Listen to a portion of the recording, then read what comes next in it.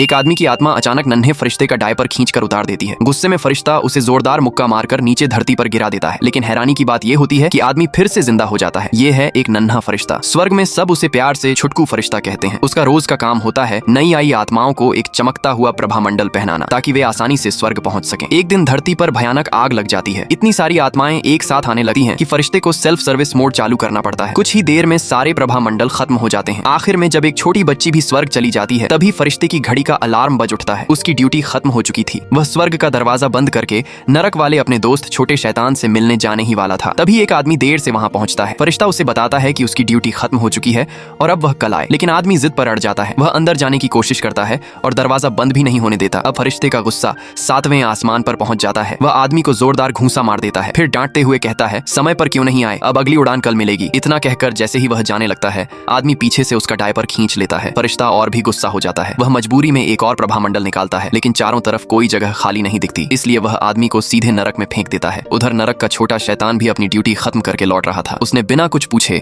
आदमी को एक जोरदार लात मारी और वापस स्वर्ग की ओर उछाल दिया। फरिश्ता यह देखकर एक बड़ा तवा उठाता है और आदमी को फिर से नरक की तरफ दे मारता है। अब दोनों उसे फुटबॉल की तरह एक दूसरे की तरफ उछालने लगते हैं। बेचारा आदमी स्वर्ग और नरक के बीच बार बार चक्कर लगाने लगता है। लेकिन इस बार छोटे शैतान की लात कुछ ज्यादा ही जोरदार पड़ जाती है। आदमी सीधा भगवान के सामने जा गिरता है। किस्मत अच्छी थी कि भगवान रात भर काम करने की वजह से गहरी नींद में थे। डरे हुए फरिश्ते और छोटा शैतान चुपके चुपके वहां पहुंचते हैं, ताकि आदमी को बिना किसी की नजर में आए वापस ले जा सकें। लेकिन दोनों रंगे हाथों पकड़े जाते हैं। भगवान उन्हें कड़ी सजा देते हैं। फिर भगवान उस बेचारे आदमी की ओर देखते हैं और कहते हैं, इसे एक और मौका मिलना चाहिए। अगले ही पल आदमी फिर से जिंदा हो जाता है। लेकिन बदकिस्मती से उसका शरीर पहले ही ताबूत में रखकर जमीन के नीचे दफनाया जा चुका था।